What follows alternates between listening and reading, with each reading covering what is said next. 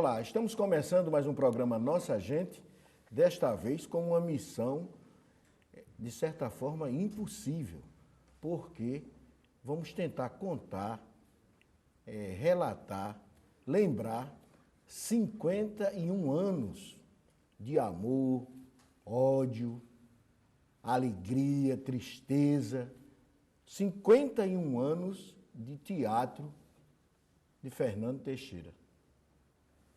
Uma boa ideia, né? 51. Boa ideia. Agora, tem valido a pena essa ideia? Ademilson, assim, tudo que eu tenho na minha vida foi o teatro que me deu. Se eu tenho um carro, casa, apartamento, o que eu tenho foi o teatro que me deu. Com muito sacrifício, evidentemente. Quando eu digo teatro, por quê? Eu sou professor da universidade, mas era professor de teatro. E evidentemente que melhora muito, porque viver profissionalmente de teatro em João Pessoa é quase que uma impossibilidade, é uma mágica. Mas tem gente que vive, tem um monte de gente que vive, que dá muito trabalho, que tem muito trabalho. Mas para a gente viver bem em qualquer categoria, é necessário que essa categoria exista. Não é? E o teatro como classe é não existe muita classe. E até eu concordo um tanto porque não existe classe. Não existe classe porque não existe um reconhecimento. Né? Então nós temos uma dificuldade muito grande de reconhecimento junto ao poder público, temos dificuldade de ter os governos. Né? Agora está mudando, mas até mudando um pouco. Mas até antes que não tinha Secretaria de Cultura, né? Quando era Secretaria de Educação e Cultura, aí era que a coisa era mais periclitante. Mas você já chegou aí na universidade, nos apoios de governo e de falta de apoio. Vamos fazer assim? Bora. Vamos começar do começo, a peça. Tudo começa já em Conceição, lá no fim do mundo onde você nasceu, ou já foi depois que vem para João Pessoa? E quem foi, que parente, que amigo te encaminhou para essa profissão? Para essa coisa. Rapaz, olha, eu nasci só em Conceição. Eu fiquei em Conceição só até, eu acho que 1 ano e meio. Depois de 1 ano e meio para 2 anos, eu vim morar em Campina Grande com a minha avó, Dona Toinha. E aí eu morava ali na Vidal de Negreiros e ali fiquei até 9 anos de idade. Só que eu era muito danado, muito revoltado. Aí minha avó só aguentou até 9 anos. Aí 9 anos ela me devolveu para meu pai, meu pai era agente fiscal, ficava rodando aí pelo estado, até que terminamos aqui, até que viemos para João Pessoa em 1900 eu tenho a impressão que 56 ou 57. E aí, nesse tempo, eu tinha um amigo que era um vizinho, e ele era um sargento do exército, e ele ouvia muita música clássica. Então, a primeira opção minha de arte foi ser músico.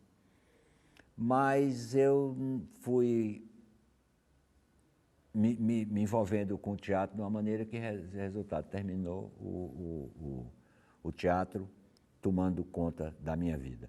Mas eu acho assim, quando eu era pequeno, minha mãe era professora. E todo ano ela terminava sempre os cursos com alunas fazendo um show, uma festa. Não era uma peça de teatro, era um grande show, né? Podia se chamar assim. Uma apresentação. Era uma apresentação que ela fazia que era um grande show. E aí, nessa coisa, eu acho que está a minha necessidade em também fazer aquilo. A primeira... Realmente, quando eu me pergunto qual foi a minha primeira indicação para fazer arte, para mim, minha primeira indicação para fazer arte foi com a minha mãe, com essas manifestações. Né? Agora é o seguinte, vamos continuar ainda lá pelos anos 50, depois a chegada de João Pessoa e tudo mais. E tem uma coisa que a juventude hoje, que mesmo que gosta de teatro, muita gente não sabe. Mas vamos partir de uma coisa que a juventude mesmo conhece, que é o Alto da Compadecida. Digamos assim, eu acho que foi assim o trabalho que não é que te consagrou, mas que foi o grande pontapé da tua carreira, né? Porque teve um reconhecimento do próprio Ariano Suassuna, numa época que o Alto da Compadecida não era como hoje, já em televisão e tudo mais, você já vem dali, desde o do Alto da Compadecida, fazendo uma montagem que o próprio Ariano elogiou. Isso nos anos 70, foi isso? Foi, 76. Em 76. Foi muito interessante aquilo ali. Aquilo ali aconteceu assim. Eu terminei de montar um espetáculo e um dia Edinaldo do Egito me chamou e disse, olha, amanhã vai ter uma reunião na reitoria, eu gostaria que você estivesse lá. Você precisa estar lá. Ah, tá, Ariano vai estar lá e coisa, e é para a gente ver sobre a montagem do Alto da Compadecida. Ah, tá legal, eu fui. Quando cheguei lá tinha muita gente, porque outras pessoas foram avisadas também. E aí o Ariano fala da montagem e tal, e quando termina de fazer a montagem, aí casualmente olhou para Edinaldo do Egito e disse, Edinaldo, tudo bem, tudo organizado, mas quem é que vai montar? Aí Edinaldo disse, Fernando Teixeira. Pronto, aí, não, peraí, aí as pessoas, Serafim do Rego estava também lá e disse, não, peraí, tem outras pessoas aqui também que estão interessadas. Mas aí Ariano saiu com aquela e dizia assim, mas rapaz, tu acha que eu vou discordar de Edinaldo? Pronto, não Você fica... quase imitava ele agora, mas rapaz. Mas rapaz, pronto, aí entrei para fazer esse espetáculo. E deu uma sorte muito grande, porque o espetáculo foi um maior sucesso, né? Um grande sucesso no Rio, grande sucesso em São Paulo, Minas. Em Minas foi uma coisa interessante. O dia da estreia da nossa montagem, no Palácio das Artes, em Belo Horizonte, teve uma coisa interessante. Tinha um jogo um jogo muito importante, que era Brasil e Bolívia. Ou era Brasil e Bolívia. Aí todo mundo disse, rapaz, com essa coisa de Brasil e Bolívia não vai aparecer ninguém. O quê? Lotou, foi uma loucura, Belo Horizonte foi uma loucura. E pronto, essa coisa me projetou, assim, tanto nacionalmente como aqui em João Pessoa, porque aí começou realmente a minha ascensão, realmente, que se deu nisso, porque antes era uma coisa muito periclitante. Sim, agora, inclusive aquele período, poderia até ter lhe deixado lá pelo sul, né?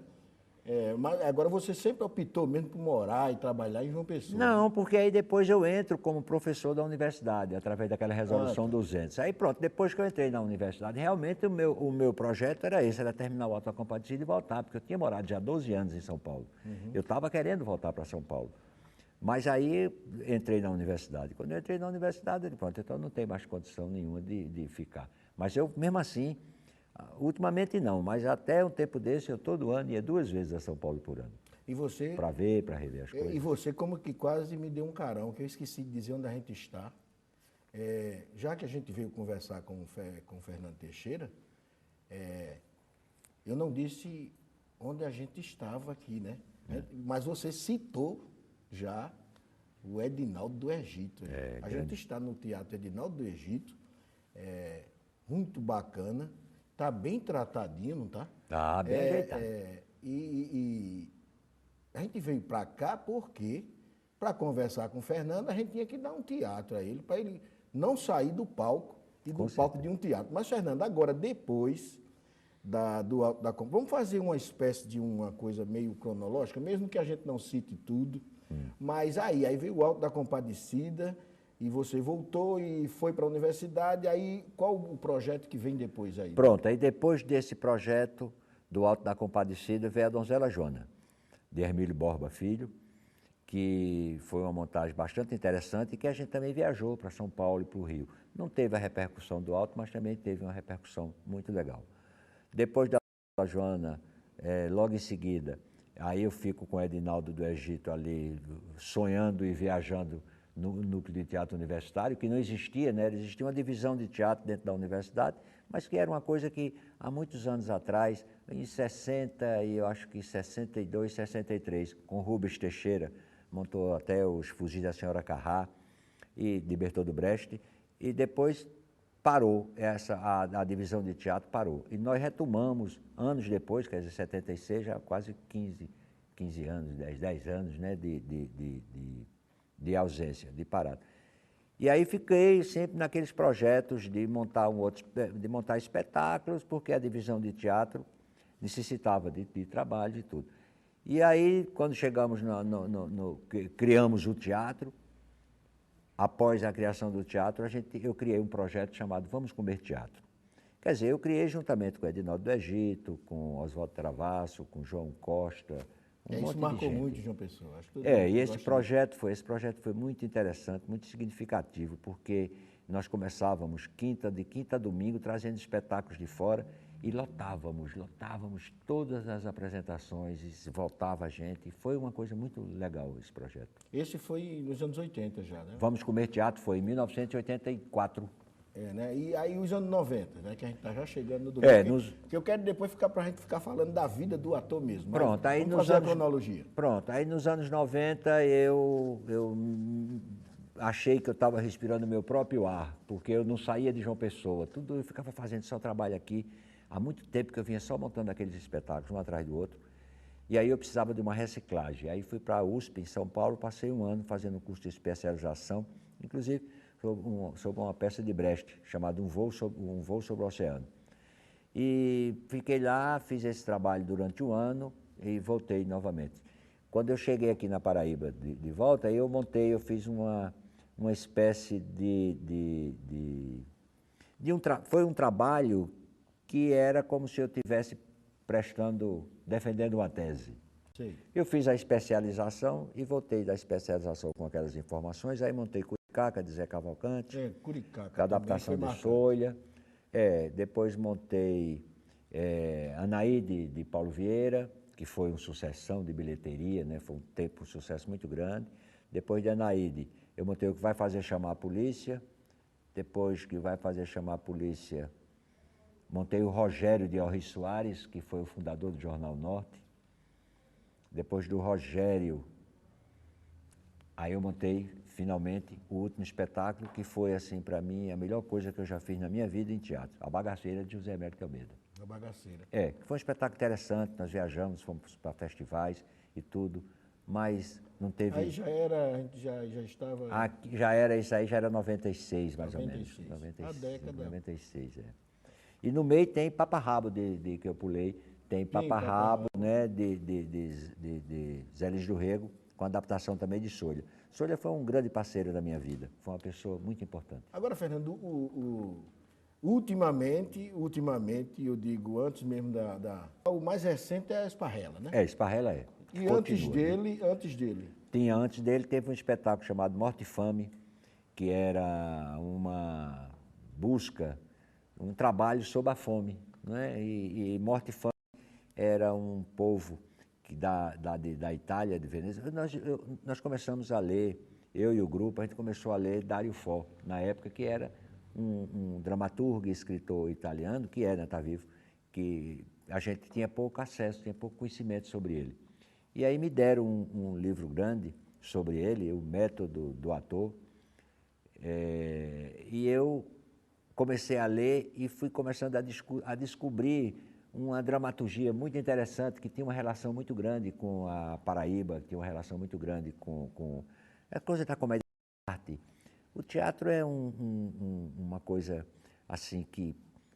O teatro ficou 400 anos praticamente parado. Só não parou e só não caiu no esquecimento porque aconteceu a Comédia das Artes, a Comédia dell'arte, que ficava mantendo o teatro vivo na rua. E foi muito interessante. Nós não procuramos fazer o teatro, a peça de rua, mas procuramos fazer um espetáculo que fosse bem popular e tal. E aí optamos vamos à fome. E esses caras Morte e Fome, que o Dario Fo fala que era de uma região perto de Veneza, e que eles saíam para vir ser garçom, para vir trabalhar em Veneza, para comer, porque diz que o negócio lá só tinha cheixo, era igual o Cariri.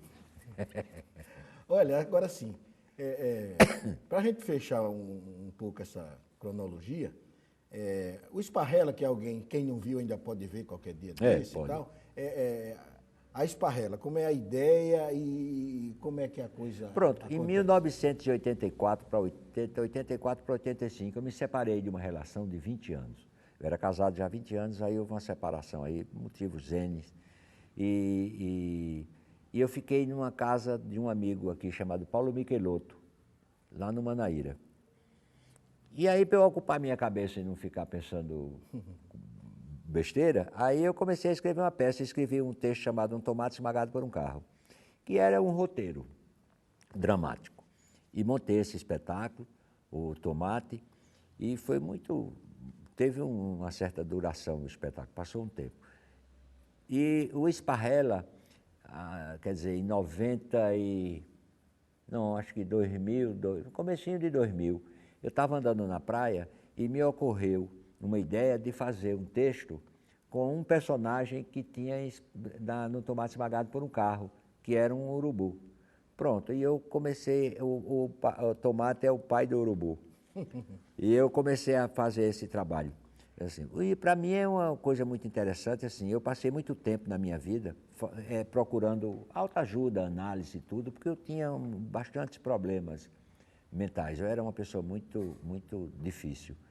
E nessa minha procura eu encontrei caminhos que me deixaram mais tranquilos e mais racional. E eu acho que o Esparrela, para mim, é uma revelação minha, inconsciente, quando eu escrevi, do meu momento, né? Dessa coisa da busca, de ego e alter ego, de todo esse conflito que, no fim, se gera numa coisa só e a gente se gera com mais clareza. Sim, você falou agora num momento mais complicado, tal, mais avechados. E realmente você tem andado muito zen, assim, com esses óculos aí de John Lennon. É grau? Muito. É grau, né? 9. Mas uma coisa bem modeladazinha, bem bacana. Você anda... Eu acho que todo mundo que é do teu ciclo de amizade, que te conhece como artista, está percebendo que você anda muito zen. Sou, sabe? eu estou. Agora, veja só. Vamos voltar lá onde você deixou, onde você ia tratando da questão de apoio, a sustentabilidade do teatro, digamos assim. Da cultura, né? Da cultura, de um modo geral, e o teatro especificamente, porque um dia desse eu conversei com o Tarcísio Pereira e ele estava me dizendo que, sim, que Tarcísio Pereira até recentemente, a semana passada, lançou um livro sobre 50 anos de teatro Tarcísio Pereira. Nós falamos em 51, porque o livro se referia a 2012, e nós estamos já em 2013. E a gente chegou a falar dessa questão, Fernando, do apoio. Eu tenho uma ideia meio maluca assim, eu vou dizer, ao invés de perguntar, eu vou dizer e você concorda ou não e comenta. O Estado, o município, poderia ter um staff, não tem tantos servidores, professor, arrumador, não tem todo tipo de servidores, de funcionários. O Estado poderia ter um staff, um gabinete, uma equipe de artistas, diretores, gente que escreve e atores, que produzisse sempre teatro e o povo tivesse acesso, fosse gratuito ou quase gratuito. Olha, qualquer projeto para a cultura é bem-vindo, né? Veja só, a cultura tem a dificuldade, existe uma dificuldade muito grande na administração pública a respeito da cultura.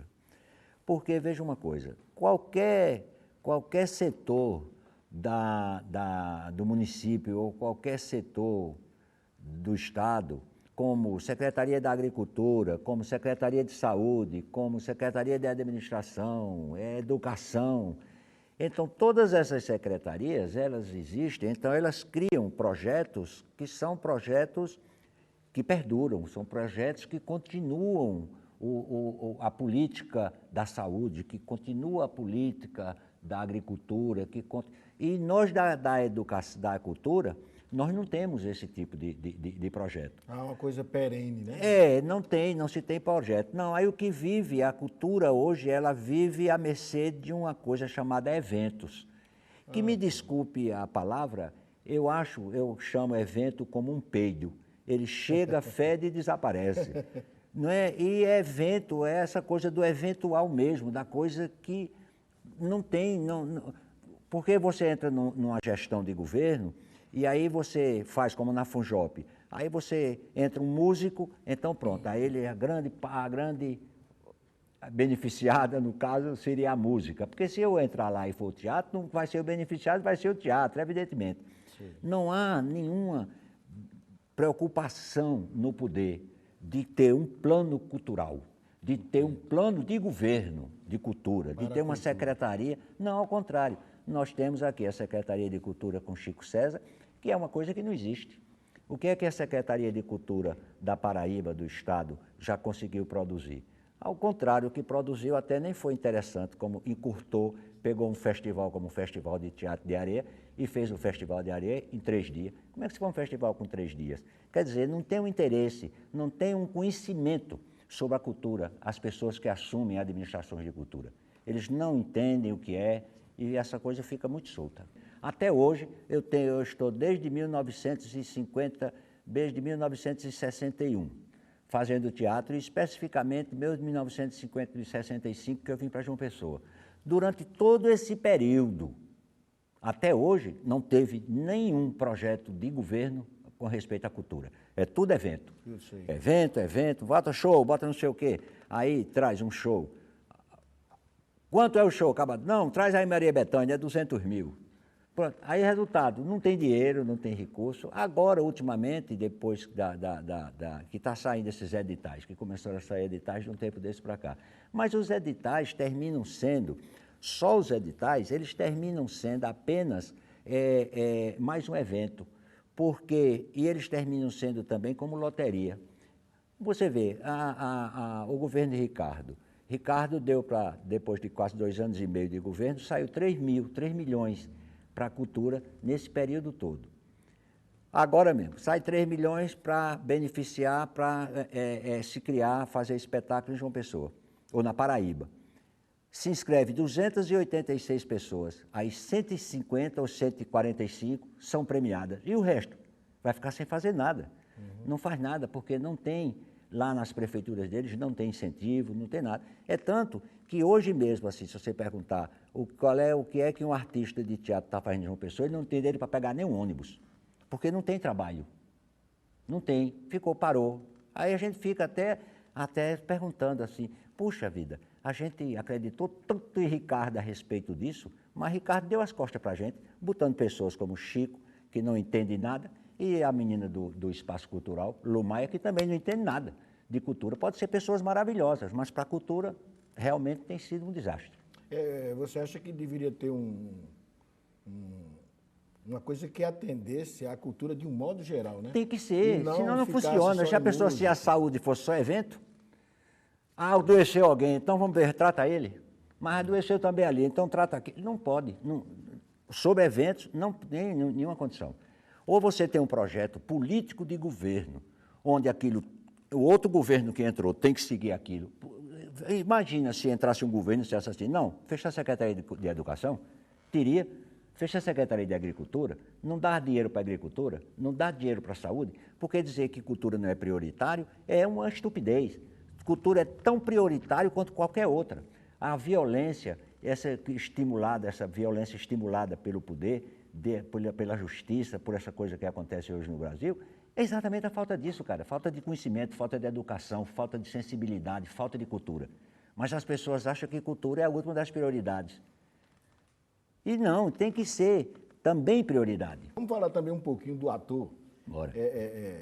Veja só, Fernando, você é um professor somente, não só na universidade, na área de teatro, mas também um professor ambulante. Pode ser um professor Sou a vida toda. Pode ser um professor aqui diante das câmeras da gente, da TV Câmara. O que, Fernando, apesar dessas dificuldades relatadas por você, além da universidade, porque a universidade é já quando o estudante já está com 17 anos, vai fazer vestibular.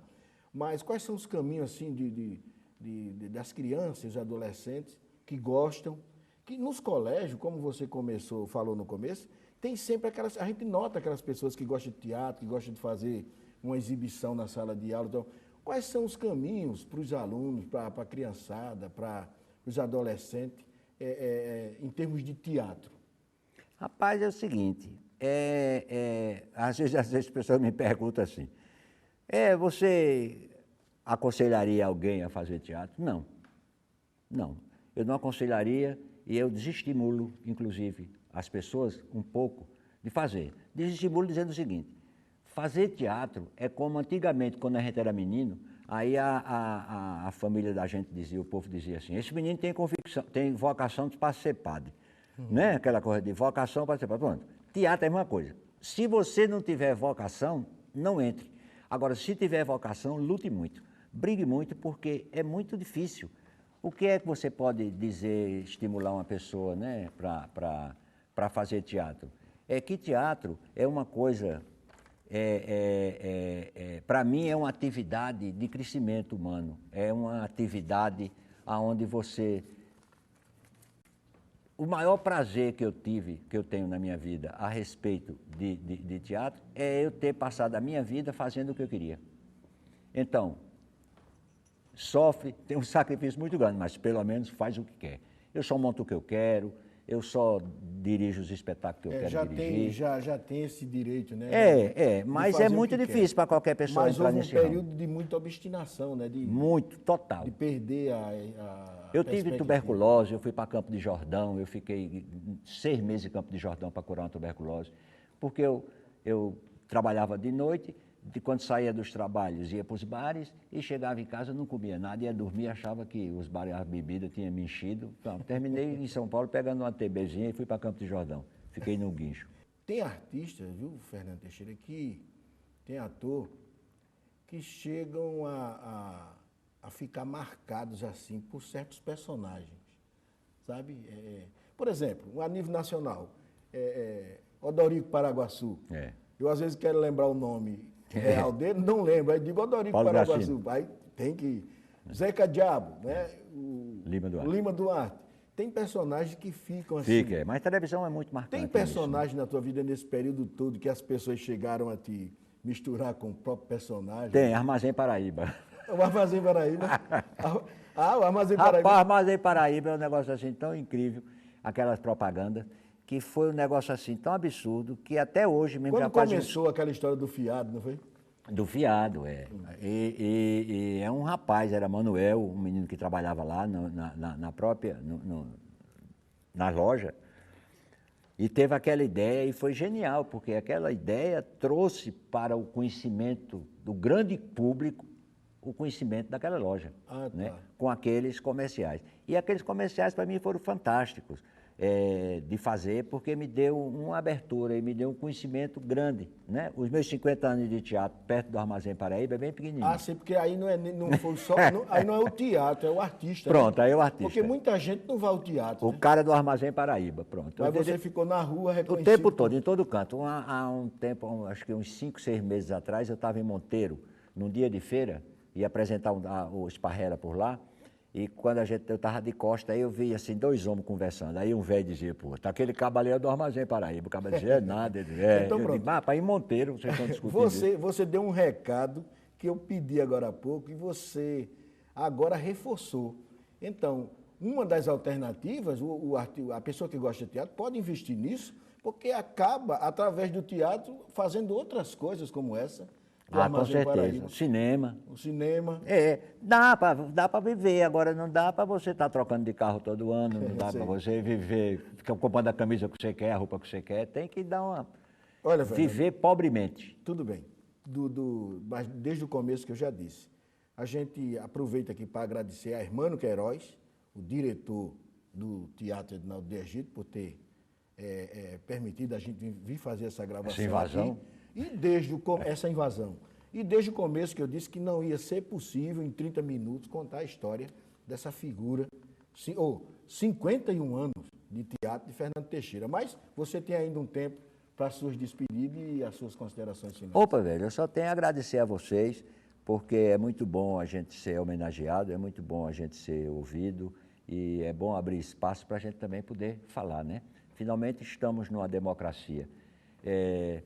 E todas essas coisas que eu estou falando, isso é a respeito assim, da própria administração cultural do Estado hoje, do município, que isso não é uma coisa que esteja só em mim, isso é uma coisa que está na sociedade ou está nas pessoas que fazem teatro, das pessoas que participam de movimentos culturais, né? Está todo mundo bastante parado, olhando para o tempo, sem entender o que diabo está vendo, né?